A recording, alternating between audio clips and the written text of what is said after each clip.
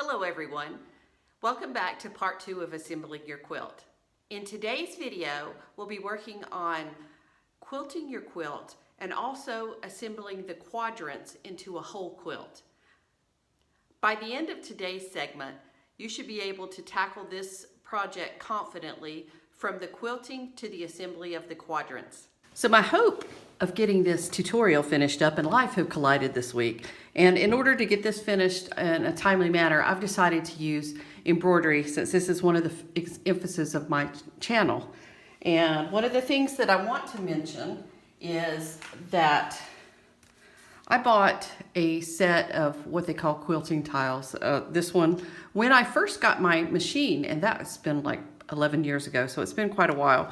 And I still use this quite a bit. I thought it was really expensive at the time because it was like $113, but I have no idea what they're going for now. Probably the prices come down, but I don't know.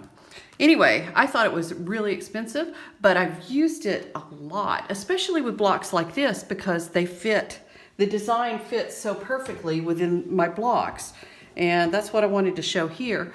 Now the other part of this is I am going to come back right along here and I'm going to do this free motion. So I will get some sort of little swirly design in here. Whatever I get, I'm going to try to match it to this fabric because I think this fabric is beautiful and I don't want to do anything that's going to take away from it. I had considered using just like piano key design and coming across it that way. But I don't think it needs to be quilted heavily. I think it's going to lay very flat, and sometimes if you have a wavy border, you can quilt something more heavily and it will absorb the wave kind of. But this is going to be very, very flat when I finish out. So I don't think that that's going to be needed at all. And I'm hoping to do something that I can do quickly and get finished with this and move on to the next project. I still have the other quadrants to do. So the advantage of doing an embroidery pattern like this, it is lovely. It's very quick, it's very precise. Your stitches are beautiful, they're supreme, and they lay out nicely. Now I'm going to loosen this up and take it out of the hoop.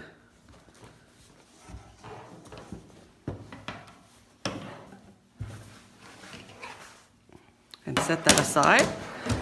And like I said, this is going to quilt out very nicely. So if you've wondered why I've left a little extra space, this is so that I can hold on to the quilt as I'm free motioning.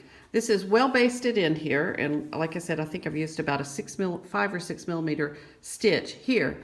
With the free motion, I have tension set that is appropriate for my machine while I'm doing a free motion stitch.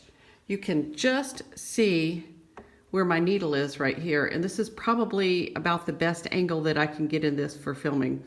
I do not have a camera that can get in better and closer. So I have set my machine and I've set it on a free motion setting, and what that does is it drops my feed dogs. The other thing that it does is my machine has 2 different kinds of free motion. It has free motion floating and it has free motion spring action. And I've chosen the spring action. And the other thing is I've set my machine for a straight stitch only. That way I don't accidentally break a needle by hitting the zigzag stitch at some other point. You get your straight stitch on there, and then you want to support as much of your little quilt as you can, because even the weight of this will pull against you as you're sliding your machine, or you're sliding your fabric around on your machine. I also use a Sew Steady table. It really helps because it extends my quilting surface.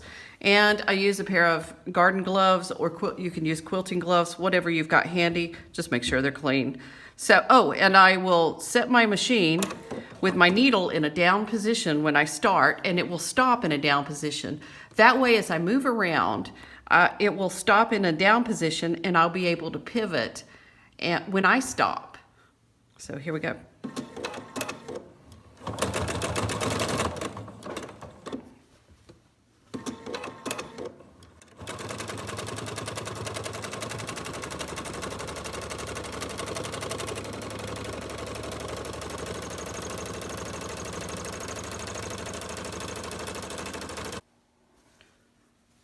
I've tried to set the light so that the stitches in this will show.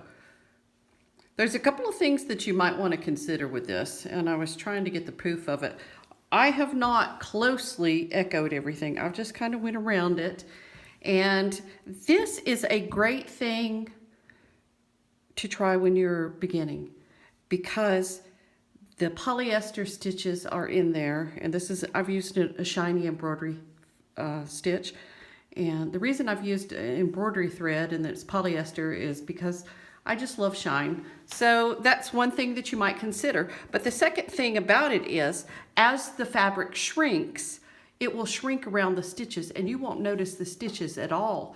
And your mind will correct for the mistakes. So when somebody looks at this after it's been washed a time or two, the fabric is going to poof more and the stitches are going to become even less evident.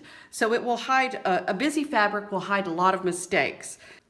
A busy fabric like this is also one that has a lot of things to trace. So you can choose what you want to trace as you go around and what you want to emphasize, and it can be as much or as little as you like. The things to remember are you want to bring your quilting all the way to the edge of your fabric so that when you put your binding on, it will be, the edges will be covered up. But you want it to completely fill your binding space. So you will want that in there. And also to leave some space at the end. And this is so that these are the two places in this quadrant that it will join to another one. So you want to leave a little space there so that you don't have to rip out stitches when you come back to it. I hope you'll pardon the waviness of the camera. A gimbal's on my list of things I'd love to have, but can't justify at the moment. So this is, for me, is max capacity of operation. I have one machine that I'm running embroidery on, and the second machine is where I'm doing free motion on the borders. I have a cutting table that I have set up, and I'm using it as a place where I can set up my hoops. You may have noticed I'm working in the foyer of my house. It has the best natural light in the entire house, and it was essentially unused until I moved my sewing machine there. What I want to emphasize is to do what works best for you. Now that you're to this point, you can, you've got your free motion quilting here, you've got some embroidery here. It's time to trim off some of these edges. And what I would recommend is only trimming these borders here. These you want to, you can trim back to about 1 inch over here and 1 inch. These are where the joins will be, and until they're joined up, you don't want to trim anymore.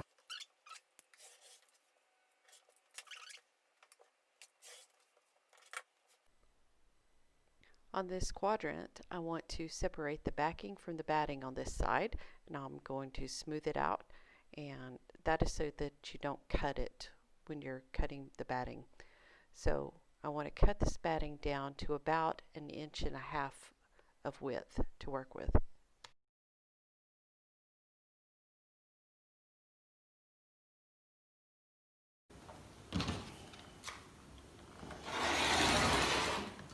That'll be plenty, but I'd rather have plenty than come up short on this. And then I'm going to do the same for this side where you'll be making your joins. So on these two corners, or these two straight edges here, you'll be making your joins. So I'll do the same thing. I'll fold my backing back behind my quilt so I don't cut it off by accident. I'll smooth it out, get it out of the way, and then I'll just trim up this one.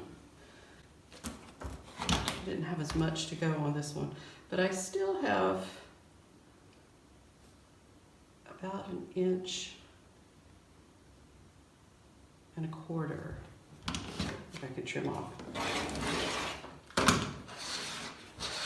It doesn't matter if this is completely straight, but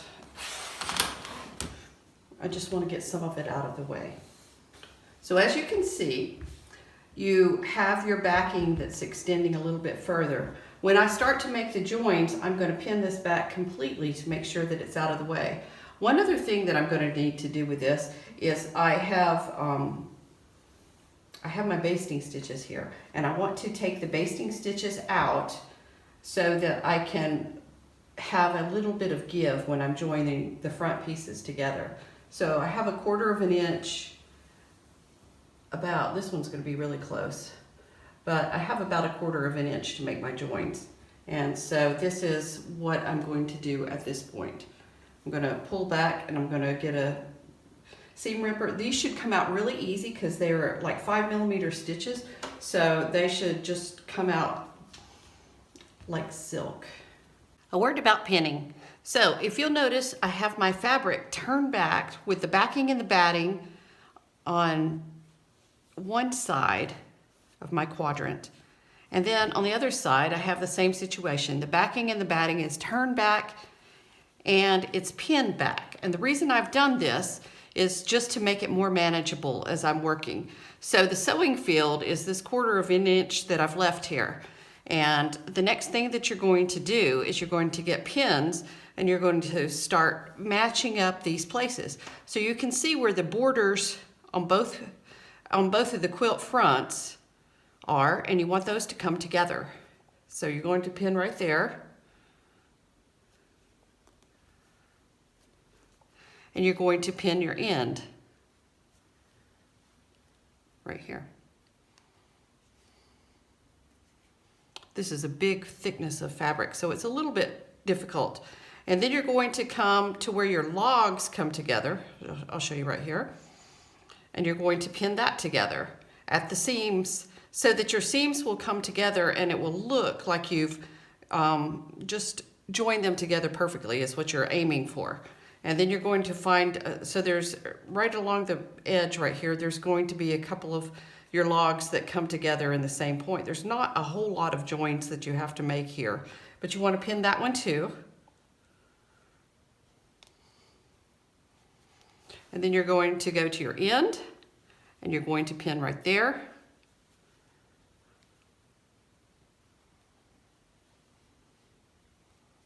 And you're going to come in the center and you're going to check for fullness. If you have any, you're going to, well, whether you have any or not, just for handling purposes, it's better if you go ahead and pin.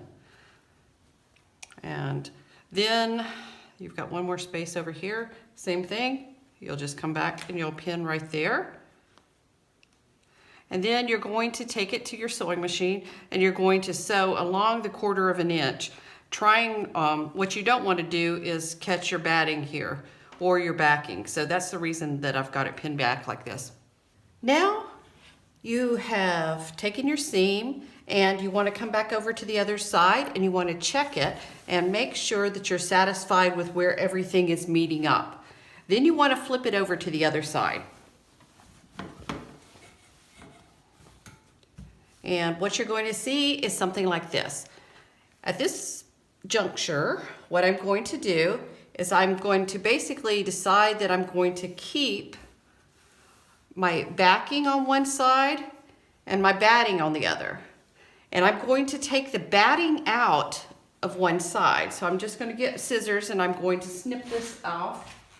So I have my scissors and I'm just going to cut this off. And what this is going to do is one piece of batting is going to overlap and be the support for your quilt right there in the middle. So that's the reason you're holding on to one right now. And so you're going to come back with your scissors and I just trim right along where my seam line is.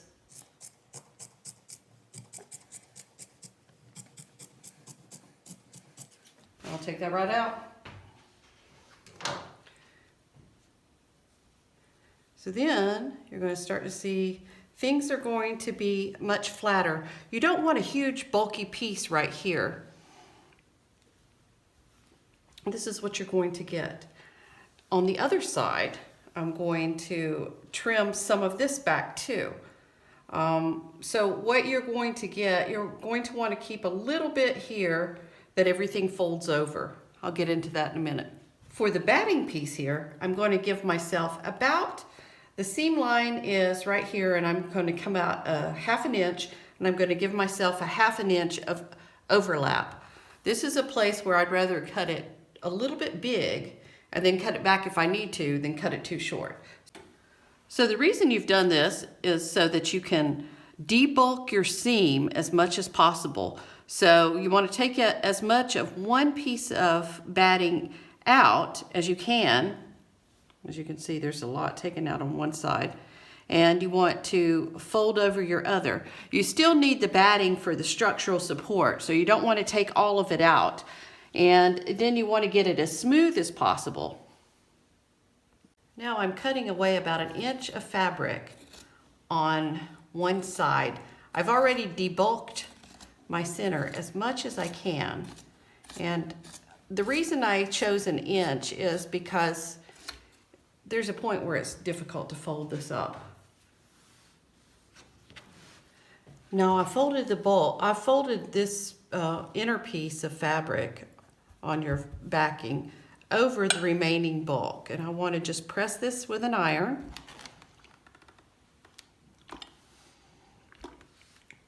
I'm just trying to get it to behave nicely for you. And now you want to fold your other piece over this one. You may need to press this one down before you start with this. So give it a press, just a...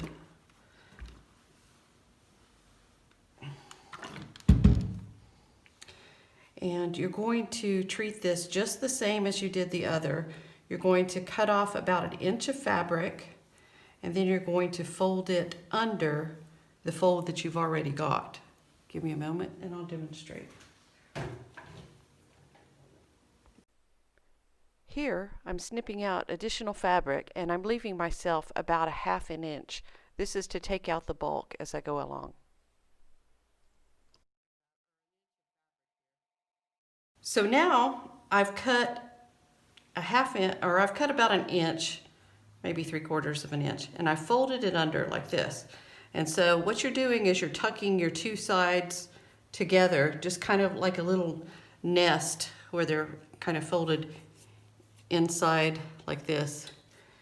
And now I will use a little Elmer's washable school glue. Good for everything, and it washes right out of your fabric. So there's no need, no need to worry about it. It's a starch product. And I'm just going to lightly glue the inside of this. Just gonna run a bead of glue.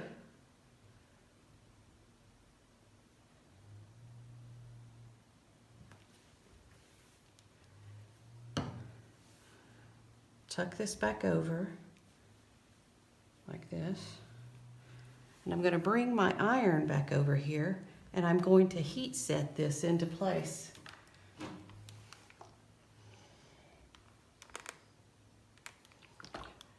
Now after you have this heat set into place, there are two things that you can do at this point. One is you can take it back over to your sewing machine. That's going to stay in place nicely. And one of the things that you want to keep in mind is how this is going to look on the other side. And if you're comfortable with just sewing straight down and right through, you can use your sewing machine and you'll just follow, your stitches may fall through this. I think a prettier way to do this is a place where hand stitching is nice. And so if you just bring a little whip stitch along, and you can hand stitch this and you'll get it won't take that long. So, but what it gives you is it doesn't disrupt your quilting lines on the other side. So I would recommend, this is one of the few places that I would recommend taking a hand stitch and sewing it so that your stitches don't go all the way through. So now I have this complete as far as I've taken a ladder stitch rather than a whip stitch. It's virtually impossible to see from this side. There's still a tiny bit of bulk, but you can only see it on the back. And I think we'll agree that almost nobody looks on the back or on the back of a quilt most of the time. You've got the front showing. And on the front, because I haven't put that in, you can't see at all where it would have been. So it looks nice and clean from the front. It's got all of the strength of a traditional piecing. So then what you want to do is repeat this process and then join in this direction. So I've repeated the process on both, on the other quadrant, and now I'm joining the two halves together. So same process, you just pin your pieces back, and then you're going to take it over to the sewing machine and sew your 1/4 inch there. Now we have a join going along the front side, so the right sides together have been joined, and it's the same process at the back. So you'll just trim and fold again, just like you did for the first piece. I took the little quilt to the kitchen so I could do the hand sewing part. And also, I think that the light was really good for showing off the quilting that's going on in here, both the machine embroidery quilting and the free motion quilting. Now the top of the quilt is completed. I'm going to try to move it around so it can all get under the camera field. And you've got all your quadrants together. There is a little bit of bulk in the center. There's more right at the center where all of the joins come together. But some of the things that you might consider with this is that, well, you're not going to be sleeping on top of your quilt. The quilts go over you. So the warmth will be up there. You don't feel that when you're sleeping. On the back side, you can see that you can also see the join, but it's fine. And like I said, I took some time and I hand stitched this so that it would be less visible on the front, so you don't have extra lines coming across where you might have joined it with a machine. The next thing in the process will be binding your quilt. Don't forget to like and subscribe for more compulsive quilting and embroidery videos.